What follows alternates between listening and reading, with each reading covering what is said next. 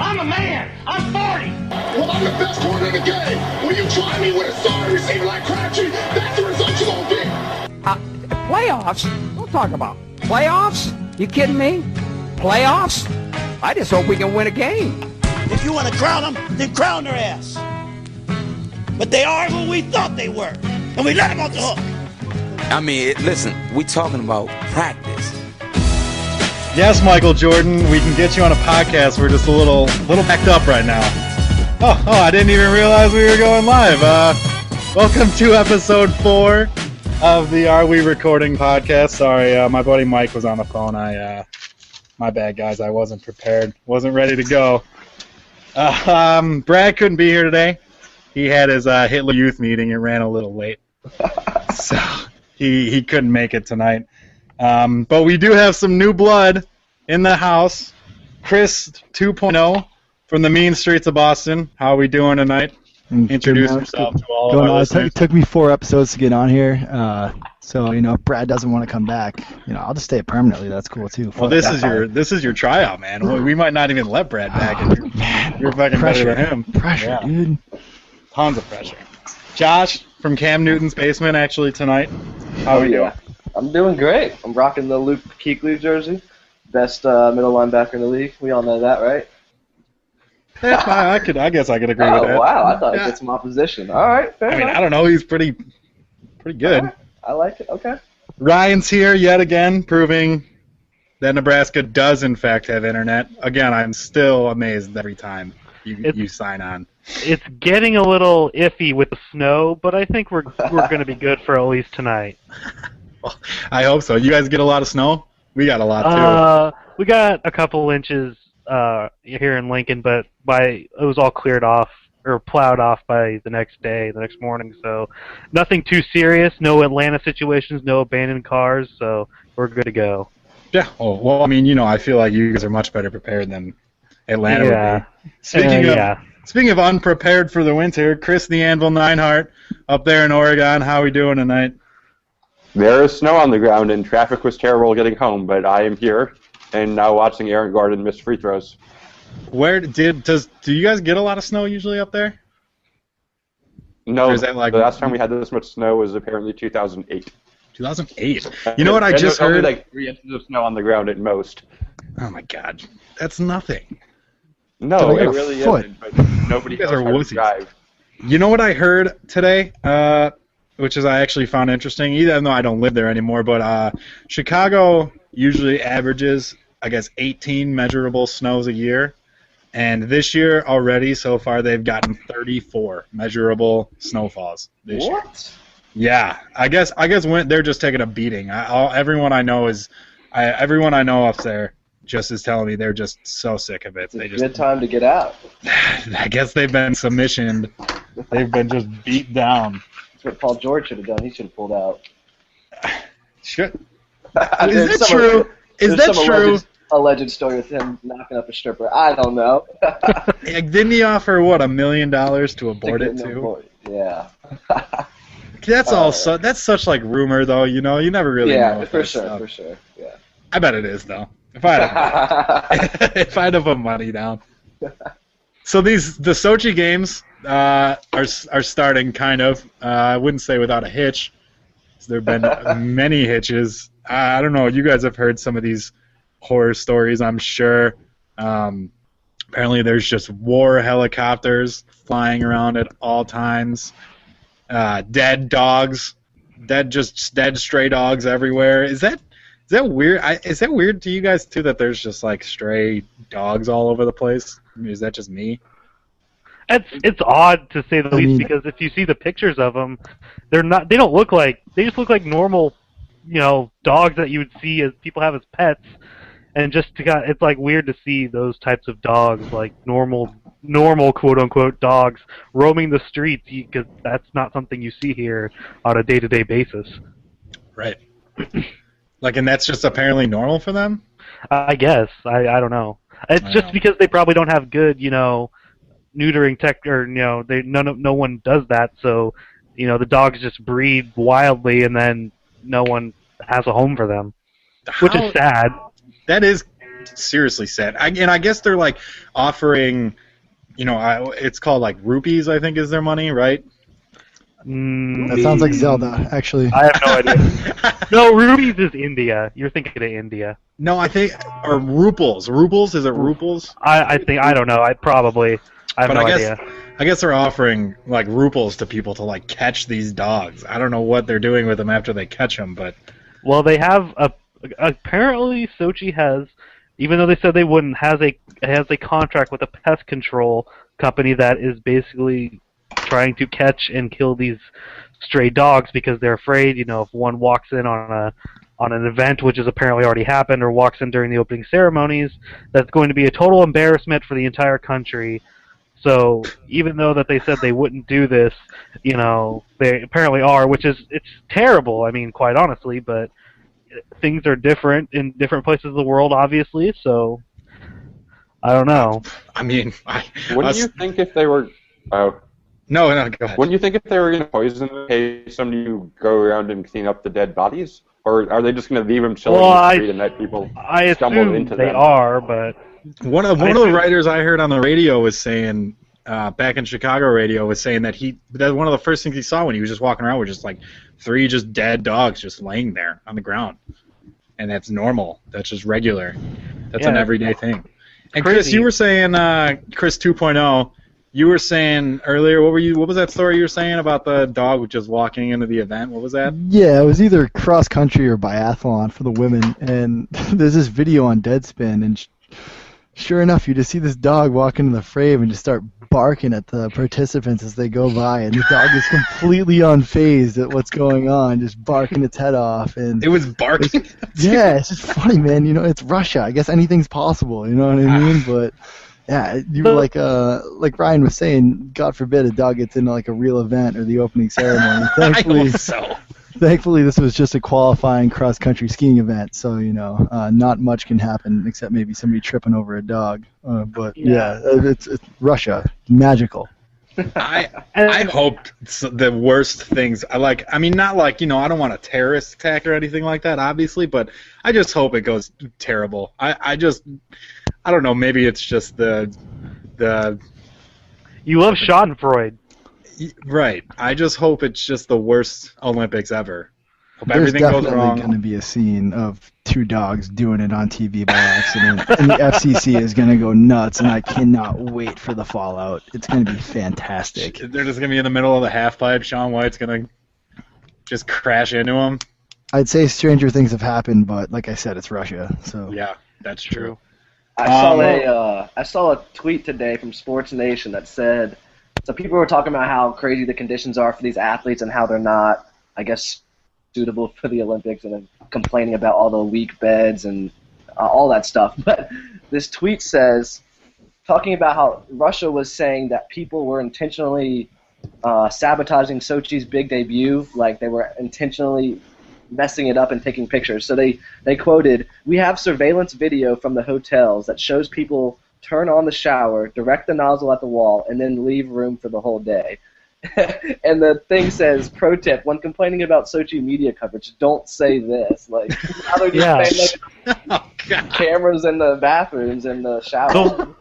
The thing I'd say about that is that I don't think Americans or any journalists not from Sochi or Russia are not coming in and tearing down buildings, taking pictures of them and saying, hey, look at this half-completed building, because that's things that are happening. There are buildings that are not finished. Like in Blazing Saddles. Exactly. It's a fake town. I'm pretty sure Sochi didn't exist until an Olympic bid happened. I think it's just a fake town. Isn't it like a tropical destination too? It's not even It's on the Black Sea. It's on. I don't know about tropical. Well, consider tropical conditions for Russia. It's probably like 30 degrees. But isn't it like a resort town, right? That's what it's described as. But I have literally no knowledge of Sochi beyond the couple of days of coverage that we've gotten from like Twitter of what's going on there. But I guess that's what it's described as. I know it's on the Black Sea, so I guess that's what it is. I have no idea.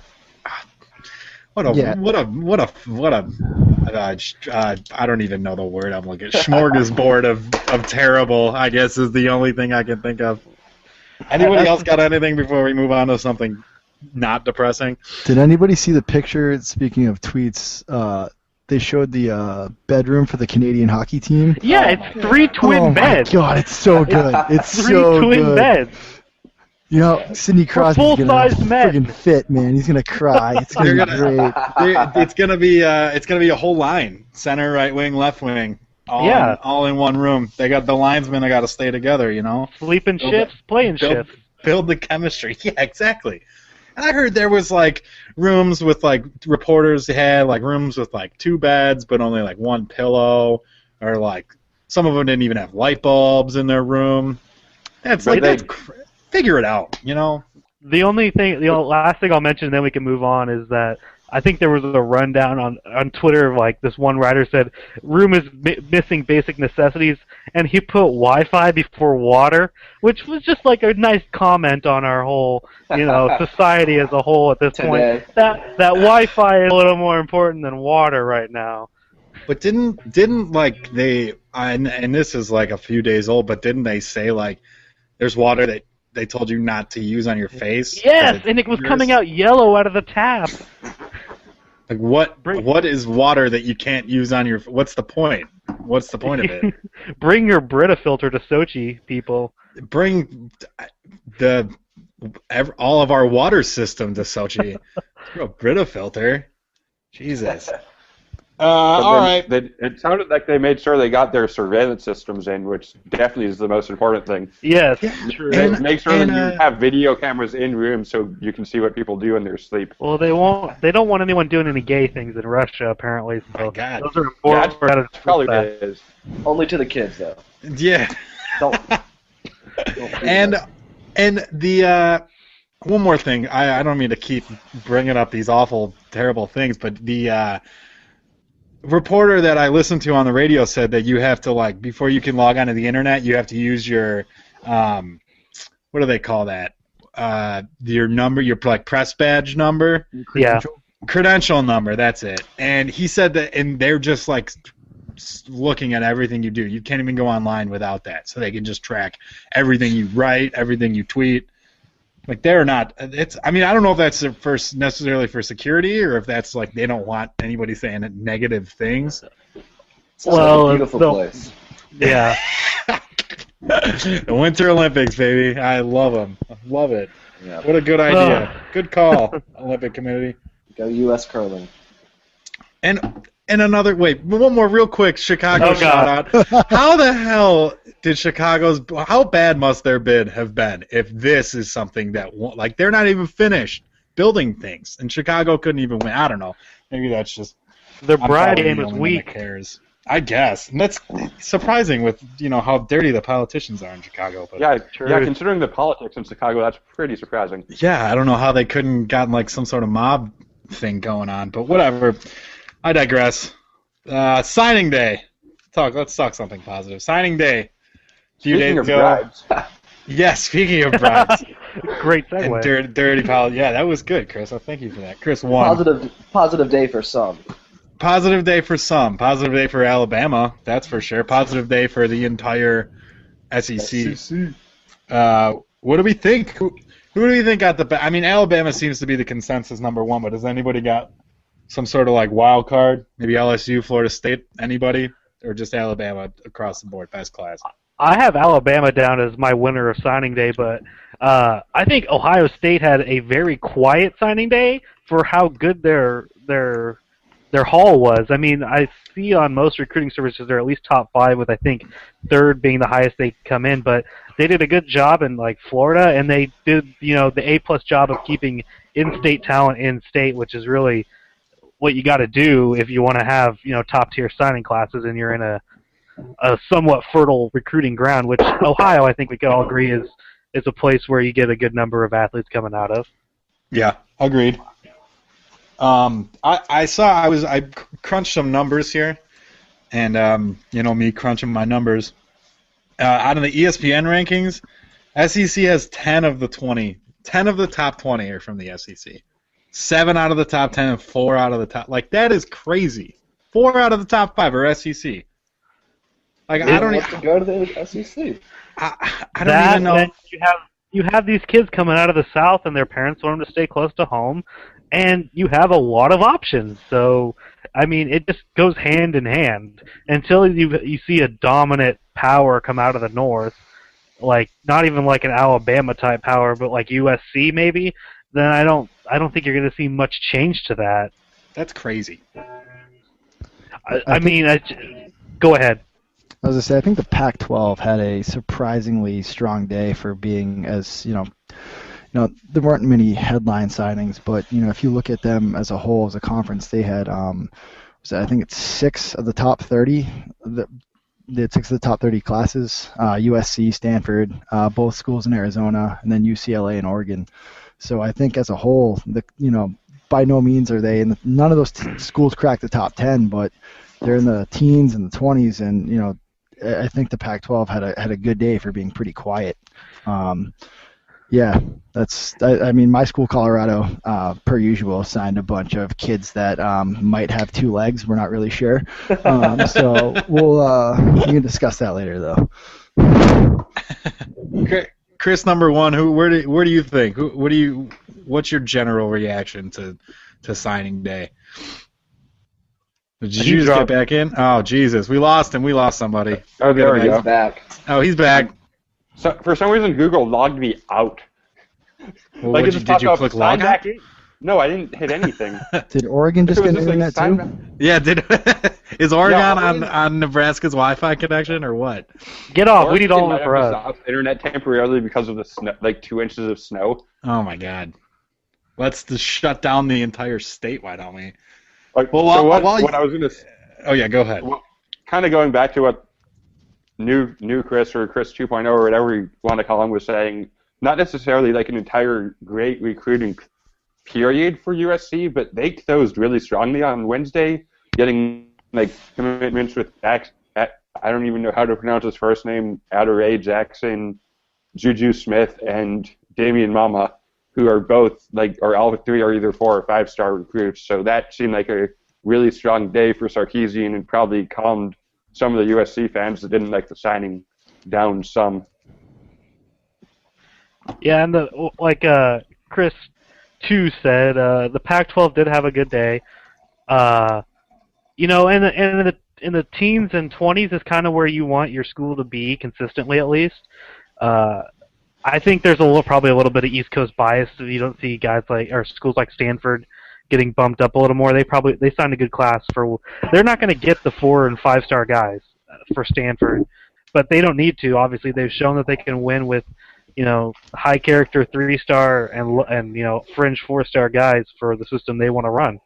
So I think the Pac-12 had a good signing day, and obviously the Big Ten. There wasn't. I think Ohio State and Penn State may have been the only schools that cracked the top 25. I mean, there's a lot of slack to pick up there, and for these schools that wonder, well, how come we're not getting the attention in the media? It's because you're not recruiting the athletes that are getting it, done. So they need to learn how to get in there, get these Urban Meyer types who know the South and can go down there and sell. Well, the thing with the Big Ten is if you look at where the schools, in terms of their positions, that there was really no surprises. I mean, no, not at all. Ohio State, Penn State got the best classes. Nebraska, Wisconsin had their usual good classes, and so there wasn't really much of a surprise. I mean, it was just kind of another signing day in the Big Ten, really, when you think about it. Yeah, it's true, but the Big Ten wants to change its image and its perception, and it starts on signing day. It starts on getting those guys who will change your school's perception into your school, and that's what signing day is all about. Obviously, the Jimmys Joes. Exactly, and I mean, honestly, you say it is another ho-hum signing day for the Big Ten, but I think Penn State at 25 kind of surprised me. Bill O'Brien did a decent job recruiting, and James Franklin came in and finished pretty strong as well. Because he took all the kids he took all his Southern kids and just kind of kept the kids that O'Brien got already. That's what you got to do, though. I mean, I got no problem with it. Neither do I. I have absolutely zero problem with James Franklin, recruiting kids that he recruited at Vanderbilt to come to Penn State. I think there was some survey done for this year's class is like, what's the 3 things you look for at a school, and I think overall number 1 was coaches, which, you could say that's not a smart thing because coaches come and go. You got to pick a school based on the school, but, if these kids fall in love with James Franklin and they want to follow James Franklin wherever he's coaching, more power to them. They could stay at Vandy all they want. James Franklin could get on the horn his first day at Penn State and say, "Hey, I'm coaching here now. Do you want to come here?" And that kid could say, "No, I'm gonna stay at Vanderbilt because I like Vanderbilt for what it is." But that's his decision ultimately. You can't blame the kid. You can't blame James Franklin for trying.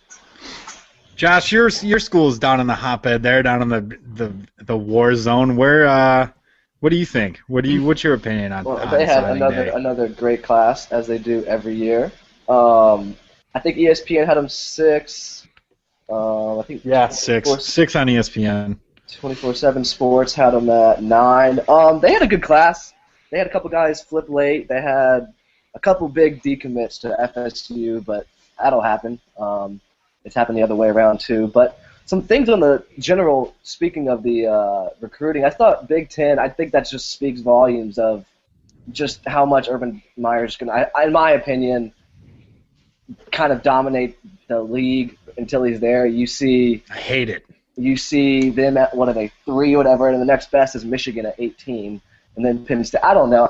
I think he's going to do great there. But I also think recruiting's a tad overrated. I used to stay into recruiting and keep up with these 18-year-olds, but I really don't care until National Signing Day comes along because you have no idea what's going to happen with these kids. But I thought Muschamp said a pretty funny thing about recruiting, and he said, I intercepted Tom Luganbill. I think that's how you pronounce his name, Luganbill. So that will Luganbill. I intercepted Tom Luganbill, so that will tell you how important these rankings are, Muschamp said. Which, you get the point, but I think they're a little tad overrated. I mean, Florida's in the top 10 every year with recruiting, and they went 4-8 last year. You have a lot of factors besides getting these high-star players. I'm with you. I think that recruiting matters to a point. I think it matters more so getting the kids that'll come in and be coachable and fit your system, not necessarily getting every 5-star athlete that you possibly can. I think it more matters on the – it matters, but I also agree that it's so subjective. That you see so many times where a 2-star kid will pan out much better than your 5-star kid who came in thinking that he was going to be a world beater and never got his head on straight. I think that happens a lot. That happens a lot more often than people realize that don't follow it. For sure. I think coaching's huge. There's a lot of factors besides just recruiting. You can have a very successful team without nabbing 5-star recruits left and right. For sure. And then Brian, Chris won. Yes. What do you think on this subject? Where you at? How did Oregon come out? They came out okay. They filled some of their needs. They really didn't address their defensive line very much at all, which will probably be an issue since it already sucks and they lose people from the line that kind of sucked already, and they don't really have anybody coming in to replace them. So that was kind of disappointing. They kind of seemed like they didn't even pay attention to that until they in the recruiting cycle, which wasn't that great of a way to approach things. It didn't seem like. But other than that, it seems like they definitely restocked their secondary, which is something that they needed to do with 3 of the 4 starters leaving and questionable depth behind them. So that's promising, and then they got some more offensive weapons, which seems like they always do that. Standard Oregon. Let's go around the horn real quick.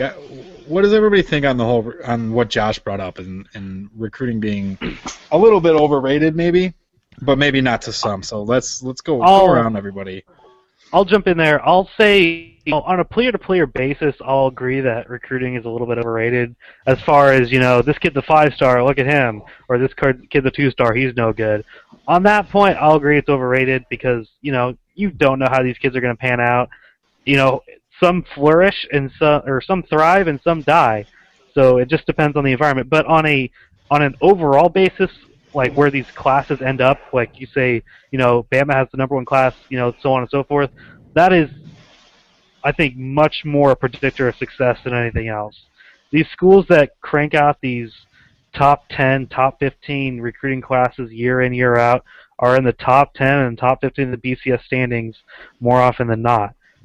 Because, you're just bringing in a high level of talent, and if you keep bringing in high level of talent, if some wash out, chances are next man up is just as good, if not better. So I think it's important to have a high recruiting class ranking, but necessarily grabbing all the 5 and 4 stars isn't a predictor of success. It's just being consistent in getting, good talent at your school, and at the end of the day, it comes down to things like coaching and stuff. But if you have good coaches and you're getting the kids, then you're going to be all right.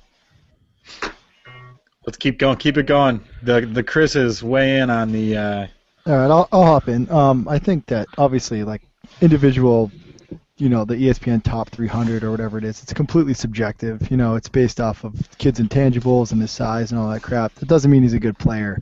But I think going back to what Ryan was saying, if you look at these class rankings and how consistent teams like Bama and FSU and basically the entire SEC have been across the board, that really does show, because when you win a lot of games, kids are going to want to come to your school, cut and dry. So they can afford, or not afford, but they can get these kids so much easier with less effort than at school. Like, somebody from up here in Boston, like BC struggles to get the top athlete because nobody wants to come to BC to play because they don't win a lot of games. Whereas if you play in Bama or at Auburn, you're going to be close to winning double-digit games every year. You're going to play in a major bowl. You're going to play potentially for the BCS championship, and that's what kids want. They want to be successful, and they want an easier shot at the pros. And when you're getting coached up by Nick Saban and all the other incredible coaches down there, like Bama, or by Muschamp at Florida, or even the old ball coach at USC East, you can think that, I actually have a shot to go pro. And I think that's what these kids are looking for more than anything. So that's where they're getting these incredible classes, is all these kids who can potentially make the leap after they go to college. That's especially more prevalent with the big 5-star guys, 4-star guys too, and they got NFL dreams rather than like the 3-star kids are more looking for like the college experience, and that's where you get the 5 stars going to Alabama and Florida, where else? Auburn, all those schools down there. Just the SEC. Yeah, that is like a war zone. I would love to be a fly on some of those walls and some of the shady backdoor deals that go on down there, man. I can't remember who the kid who said it, but he said that they're having their grandfather's 85th birthday party like last month, and Nick Saban and Gus Malzahn show up. Their whole staff show up. The same party, and they're like being cordial to each other, but they're both trying to recruit this kid. That's funny. It's like, that's so crazy. Like, imagine being in the mind of an athlete, being a highly recruited athlete, being just at like school, and Nick Saban pokes his head in the door. Like, that's nuts. Like, I just, it's crazy. It's crazy. And the stuff. cars that show up in the driveway and all that other stuff. Because the Lord works in mysterious ways. Yeah, because it's dirty, man. I can't, with all the like I'm sure the wars that go on just for these like 18-year-old kids. It's kind of insane if you think about it. Yeah, when Bama and Auburn showed up to that birthday, that was that kid, Rashawn Evans, who's actually from Auburn, and both of his parents went to Auburn. And he decided last minute that he wanted to flip to Bama. So you got two schools, heated rivals who absolutely friggin' hate each other. And they show up at the grandfather's birthday party, and they get this kid to flip to Bama. I mean, like, dirty tactics aside, that's ridiculous. Yeah. Obviously, Nick Saban buys better birthday cakes than. True. He Dude, he got him a Fudgy the Whale, didn't he? Oh man, that rat bastard. Did you see when he announced that the reaction in the room? Nobody. No. You didn't see it? Did anybody else see it, or was I the only one that saw it? I might have saw it. I don't know. I saw no reaction videos. It was okay. So he picked Alabama. And the look, like, I don't even think his parents knew. The look on his parents' face were kind of like, wait, what? And like usually the room kind of goes crazy when an athlete in that situation, picks a hat. But the room was kind of had no idea how to react, and you had this one lady in the back, yeah, Rashad, you go, Rashad. Like she was the only one making any noise. So it was uncomfortable, and he knew what he was doing too. That was the best part. That's funny. Chris, where you at on the Chris 1.0, the original Chris, the Chris OG, as we like to call him? Where are you at? Do you think recruiting's a little bit overrated, or do you think it matters? I think kind of going back to what you guys said, like on a player-to-player basis, it's probably kind of overrated. The one thing that I would say is definitely have, like, kind of what I was saying before, if you have a position where you know your team doesn't have very much depth, and you get someone like a high-rated recruit to commit to you to fill that position that might be able to play immediately and help with the depth, that's definitely not overrated. But then, of course, he might not pan out, and then you're still looking for somebody else. But if you get somebody that can come in and play at least a backup role immediately in a position of need, that's definitely something that would be beneficial to some teams at least. Not necessarily your Alabamas who have like 8 or 10 different players at each position, but most programs around the country could see some benefit to that. So should we? Go ahead, Ryan. You have one more thing. I can get on board with that. Like building the depth up. If you get a couple, fringe 4-star guys that on some services maybe 3 stars, you get them just to get guys in there. Then it's okay to have a couple of these guys wash out because it's not a huge deal. But on some of these things, some of these programs go all or nothing on these guys and put the chips all in. And if they don't pan out, then you're looking at a new coach, in some of these places.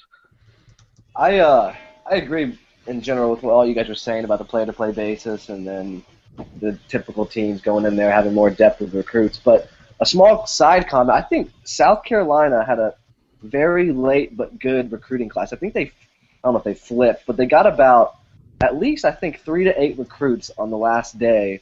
I'll touch on one of those guys here in a bit. They actually got Florida decommit Chris Lamons. He was considering Wisconsin, I think. But South Carolina had a pretty good day as of late. I think they were 15th on 24/7 Sports and then like 18 and 19 on ESPN. But that's very surprising for them. Should we go through our comments for our specific schools? Because we're not even going to pretend around here on the Are We Recording podcast that we don't have schools that we love. I love a good homer. I'm a homer. So anybody else? Anybody? Ryan, I know I'm sure you got something to say on recruits. Yes, I do. Run through it a little bit for us. I wrote some things down. One of the big points that I wanted to touch on for Nebraska was they get the late push again. And last year with Pelini, it was looking like another ho-hum recruiting class. They didn't put in much work during the season. What are they doing? And then the off-season hits. They get that dead period before bowl time, and then they just go full bore at it and just start getting commits. And they did it again this year. And they had a really nice late push and kind of got themselves from there hanging around 50. I mean, that's not good. And they pushed themselves to the mid-30s mid to upper 30s in most places. I think Rivals had them highest at 32, and ESPN had them at 39, which was the lowest. But they got another late push, and that included getting a backup plan at quarterback. They had Zach Darlington from Apopka, and earlier in the year he got a concussion, and they weren't sure if he was going to be able to play football ever again because he had previous issues. So I believe he's been cleared to play, but they didn't know that yet. So they went and got A.J. Bush, dual threat 2-star, commits late, and it gives them a quarterback commit. Even if Darlington never plays a snap at Nebraska, they at least get one quarterback out of this class. And then they lost a couple commits there that they thought they had. Darius Slade decommitted, I think, in late December, and that was a big one because they lost Avery Moss, who's was supposed to be a returning player, but he is currently banned from campus for an entire year based on a public indecency charge. So we don't know if he'll be back. Do you know what he did? Persona non grata. Okay. Yes, what he did was he went into a on-campus convenience store and flashed the attendant not once but twice. Wow, what a boss! And then well, what's the point of that? What happened? What happened was he went on probation and wasn't supposed to be on residence halls or anything like that while he was on probation. I guess he misunderstood whatever he was supposed to be able to be let back on, or something happened. He thought he was allowed back on, but he wasn't. So now he's been banned for an entire year from the campus. So obviously he won't be a part of the football team. So they needed some people on the defensive line. So they had Darius Slade committed, and then he decommitted. They had Terrence Clinkscales committed, and then it turns out he won't be able to qualify or something. Something happened, and either Nebraska pulled his offer or he decommitted or something, but he won't be coming to Nebraska. And then Blake McLean, who committed to South Carolina or signed to South Carolina on Wednesday, was full bore 100% Nebraska. Earlier last week, he was committed to Florida State originally. Florida State tried to pull a little fast one and was going to give him a gray shirt. Nebraska comes in at the right time, swoops him up. He visits Lincoln, loves it, but his parents didn't want him to go too far out of state. He lives in Florida, so his parents basically It's always about the parents. It's always about the parents. His parents basically said, "You're not going to Nebraska," and so now he's going to South Carolina. That's one that hurts because he was fringe 3-star, 4-star. But I think he would have been obviously if he was good enough for Florida State. Basically, Florida State flipped another guy, and they didn't feel like they needed him as much, so they were going to try and see if he'd get the gray shirt and sit a year. But he wasn't going for it. Nebraska walked in at the right time, but the parents, you hate to see a parent come in and kind of mess up a decision like that for a kid because ultimately it's where he's going to go to school, not his parents. So, but other than that, yeah. And then to round out for what Nebraska did, 4-star Michael Wilbon, not the pardon the interruption person, but and he's still got eligibility left. And 3-star Lorenzo Stewart, both His running back. No, it's Tony Kornheiser, not Lorenzo Stewart. Well, both of those running backs will be joining an already crowded Husker backfield with Amir Abdullah, Monty Cross, Terrell Newby, and Adam Taylor. But Nebraska building up halfback depth, and if Nebraska wants to go back to the running the football identity, got to stack up them halfbacks because we can see those guys who had Rex Burkhead miss almost his entire senior year 2 years ago. Thank God. You got to have capable guys behind him. Thank God, Rex Burkhead. Is he done? He's gone then? Yeah, he was done after 2012. All right, cool. Thank God. Chris, what do you got you got a nice little Oregon roundup for us?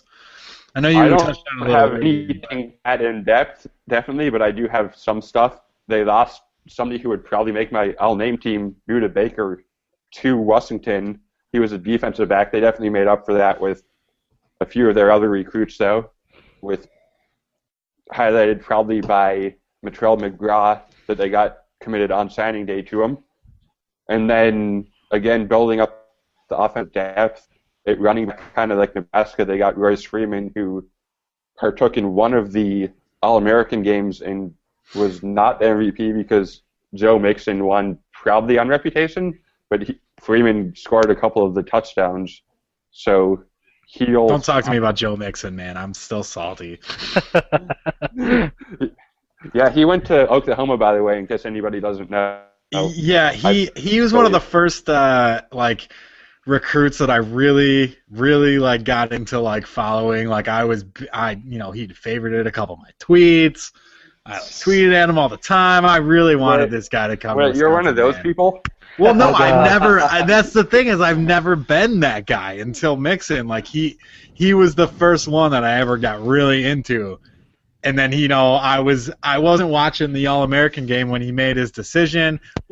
And I made his decision, and I was texting my friends, one of my friends who was watching it. And I'm like, if Mixon commits, man, you have to tell me.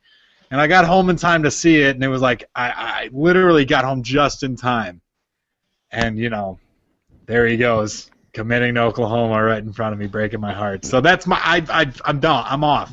I'm done He was probably full bore on Wisconsin, and he's like, this weirdo from Chicago started tweeting at me, and I'm not going there anymore. Probably, man. I mean, whatever it was, I'm done. That was the first and last time I ever get hooked on one of these 18-year-olds and really want him to come to my school. And he obviously does not care about anything I have to say. Nor should he.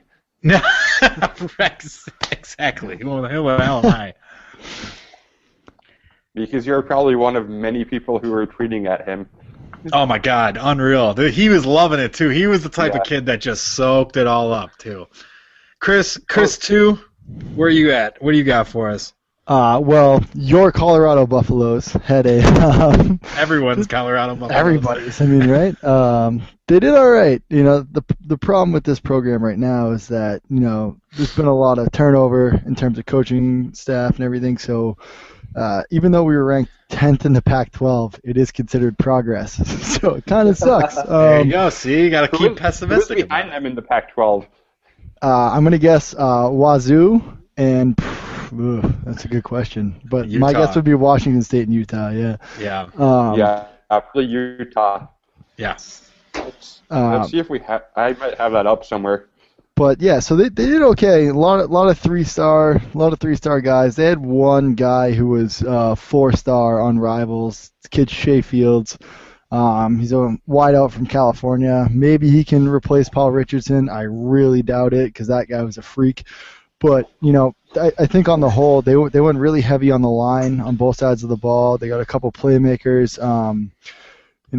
In the secondary, kid Jason Sanchez from Hawaii, he's a strong safety. Then they went after a pro-style quarterback, this kid Cade Apse from California.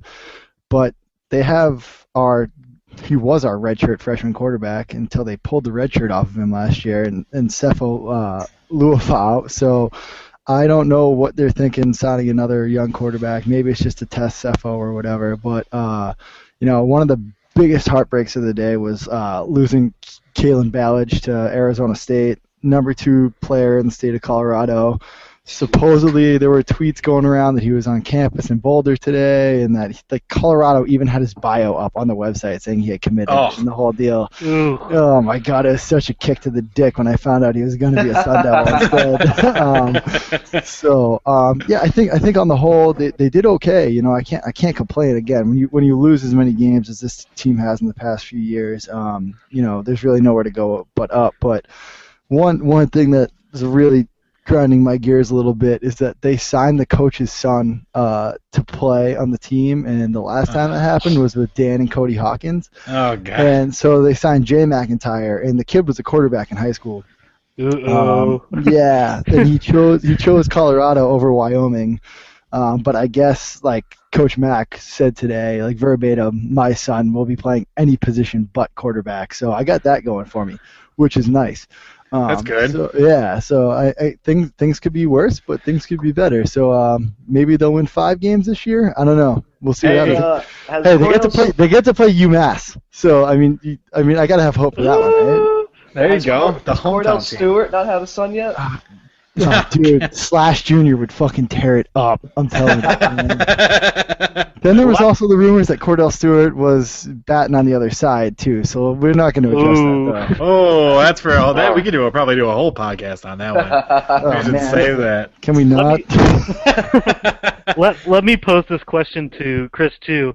I know when Colorado left for the Pac-12, there was a lot of discussion about opening up that California footprint in place of the Texas one that they'd be losing for the Big 12.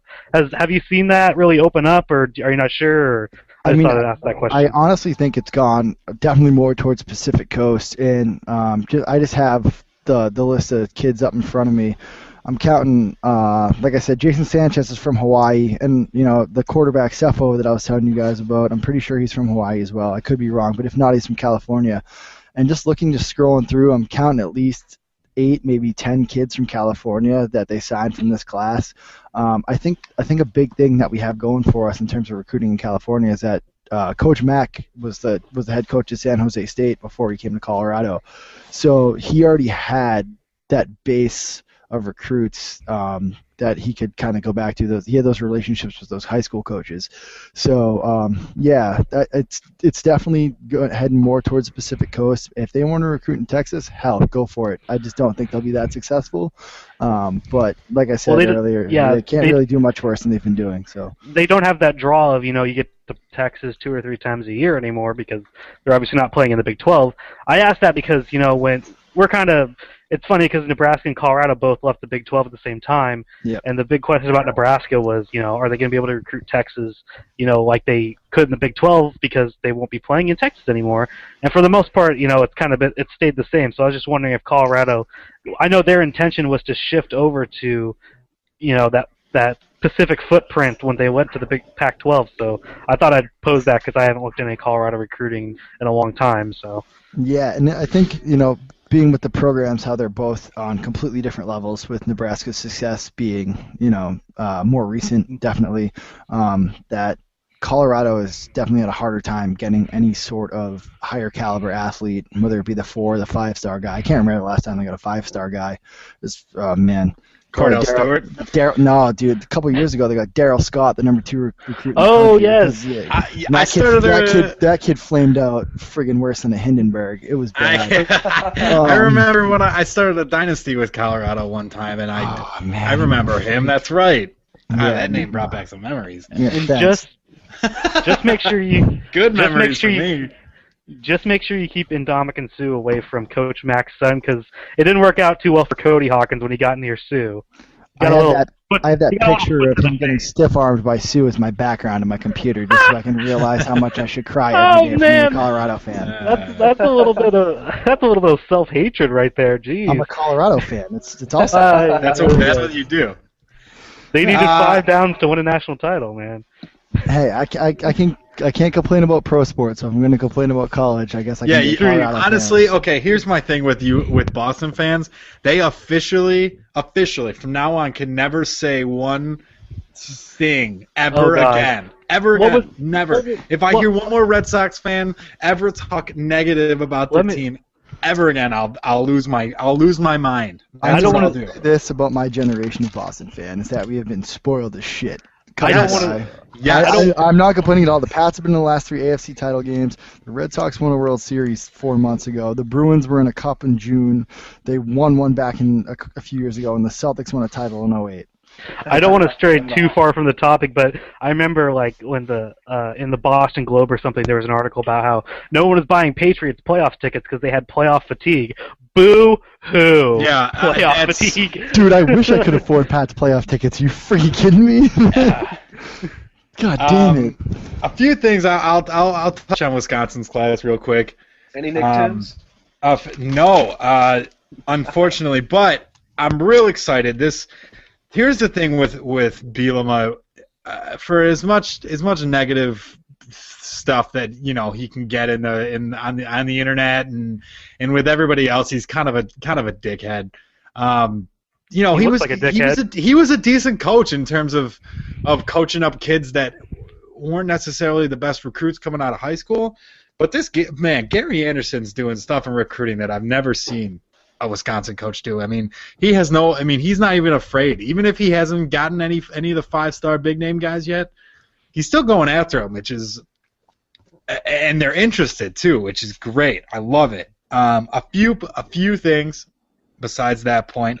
Taiwan Deal, he's a running back, 6'2", 225, out of Maryland. Wisconsin's always recruited these East Coast running backs pretty well. Big bruising guy, he'll be the next 2,000-yard, 25-touchdown Wisconsin running back in 3 years after MG3 graduates, and then Corey Clement does his thing. I mean, it's like clockwork, man. It's just he's the next guy. So Taiwan Deal, keep the name in mind. Another thing Gary Anderson's done is he wants to play fast on defense. That's his style. Whereas Bielema wasn't necessarily about the fast guys. He was about more of, the smart guys, play your position, play it right. Anderson wants to play fast. He wants to blitz. He wants to have athletes on the field. And it's so refreshing to see. Go ahead, Ryan. You had something to say about the defensive speed.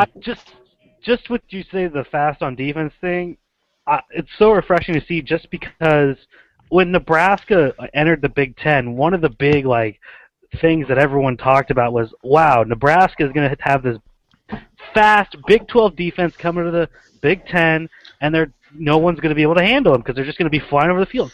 And Nebraska's coaching staff completely changed their recruiting philosophy and started going after these slow, linebackers that were going to fill gaps and not be able to run sideline to sideline. So dumb. I just love that he's doing that because, it's what Nebraska should have kept doing when they went to the Big Ten. Yeah, it's great. I'm loving it. Another big thing, DJ Gillens. He'll probably be on your Heisman ballot in 2017 or so. Your classic dual threat, strong arm, can run around the field past everybody. He's going to be the next. He's finally. Russell Wilson was around for 1 year, and I got a nice little taste of what a quarterback with actual talent could do. And it's nice to see somebody else coming into the school, man. I just love it. And I'm getting so damn distracted with right now, but I'm just loving the athletic route that this coach is going, rather than the smart player nonsense that I've been dealing with my entire life. Are we sure we want to skip funny names, guys? I think I have a lot of good jokes. Should I just tell my jokes? I really want to tell them. That's probably for the best if that's the route we're going to go. I'm really looking forward to telling these jokes. I wrote them down. I worked on them real hard for about 10 minutes. Can I go through them, or do you guys? Go for it. Okay. Go for it, my friend. There was the obvious Lion King. That's the big headliner of all the names. And I have a little one-liner here. He's a little slow, and his coaches always say he has to Mufasa. I like that one. Folks, you can't see it, but my face is in my palm. Okay. Yeah, I face palm too. So. Okay, we got Will Clapp. He's an offensive lineman going to LSU. He's the type of guy that you really want in your audience. Bang. Not gonna lie, thought you were gonna make an STD joke. No, I stayed away from those. You're coming with the Juicy J reference or something. No, there's also Wisdom Offer. I'm sure he'll be the philosopher on the team. And the last one is his name's Juan Day. I have 3 jokes for him. His jersey number is obviously number 1. His favorite kind of shoes are Air Force Ones, and some call him a one-on-one type of player. And that's it. That's what I got. I really wanted to get those out. I worked real hard on them. So, everybody give this man a round of applause. Right. I guess. He'll be here all night. Try the veal. I will. We will have a few more podcasts coming, so just keep the lookout. All right, let's get to weekend picks. We're gonna start a new thing, calling it Who You Got.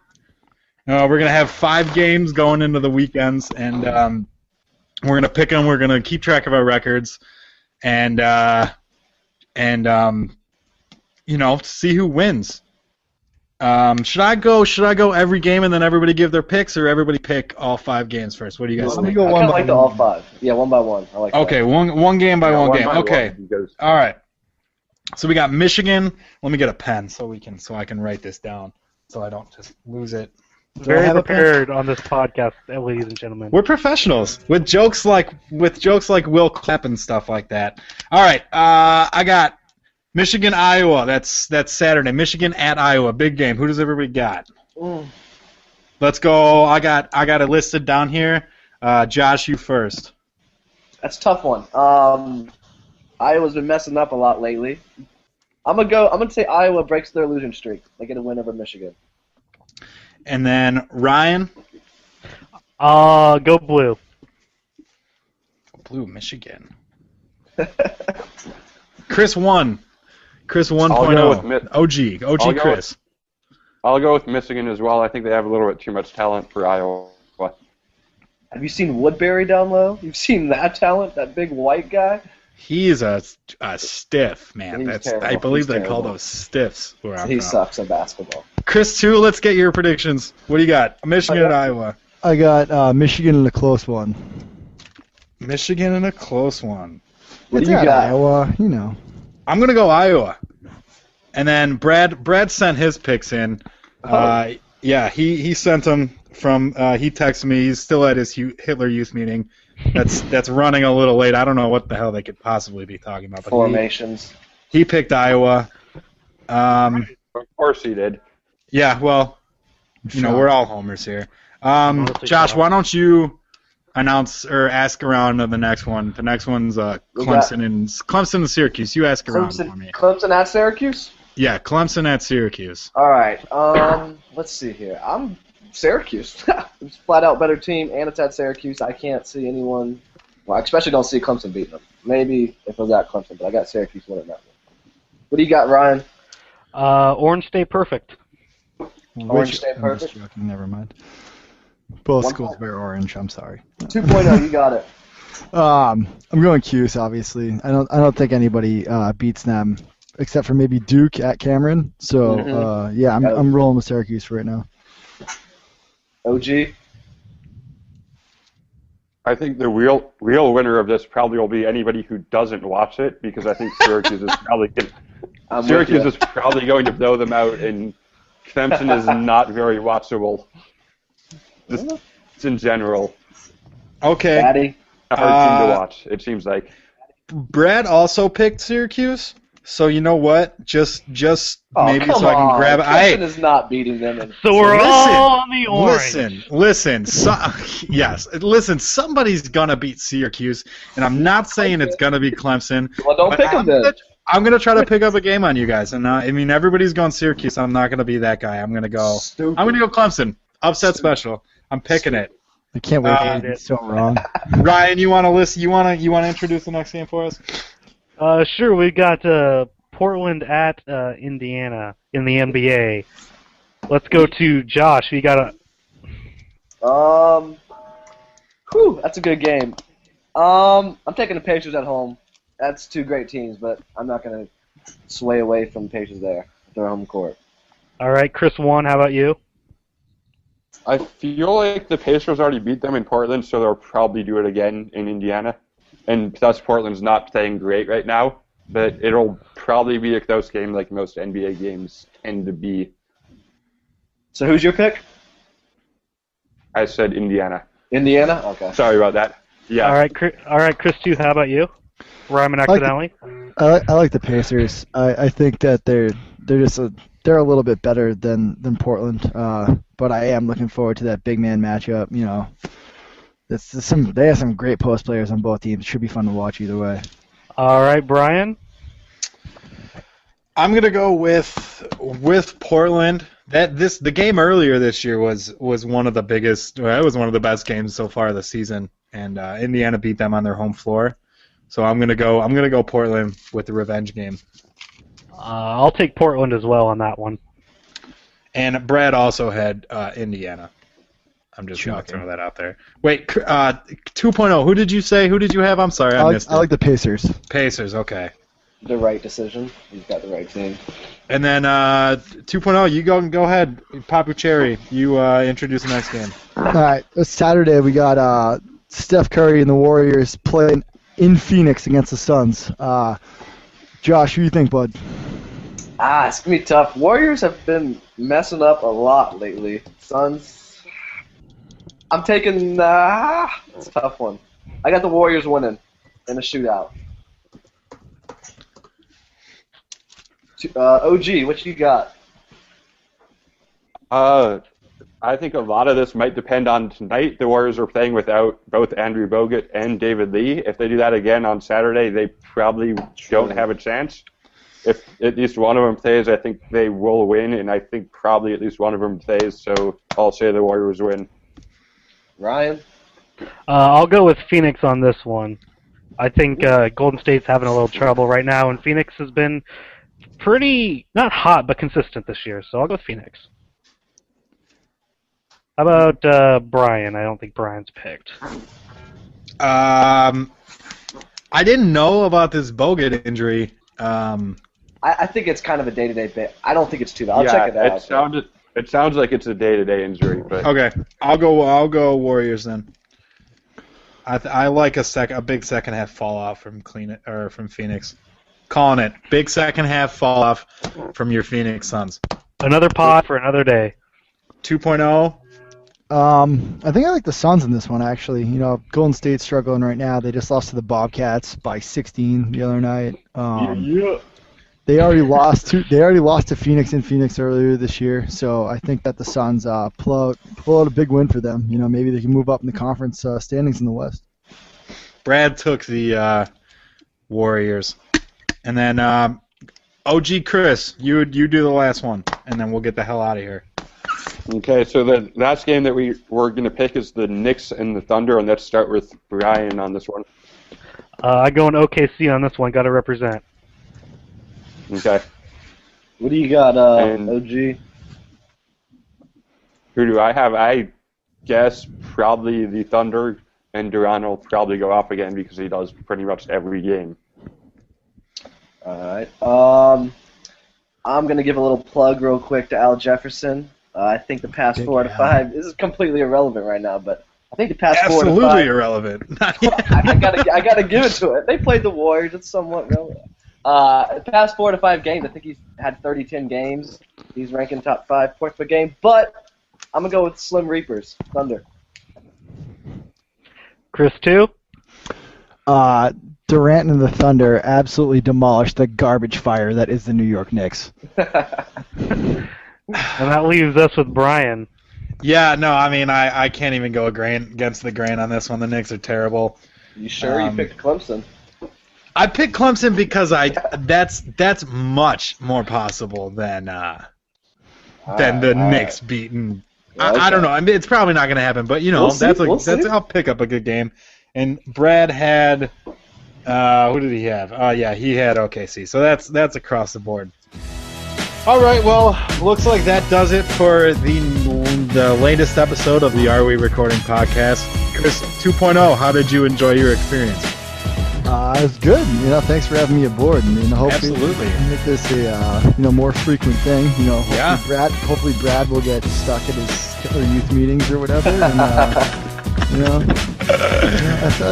hey, it could be a lot worse. Talking Colorado football with you guys and a bunch of other topics like making fun of Russia. Hey, it's not a bad Thursday night. Yeah, I had a good time. All right, well, catch us next week. Probably Tuesday morning you'll see our next podcast. Follow us on Twitter at AWR Podcast. We got that blog coming soon still. I don't know when the hell that'll be up, but I'll let you guys know. And, hey, go Cubs. Said no one ever.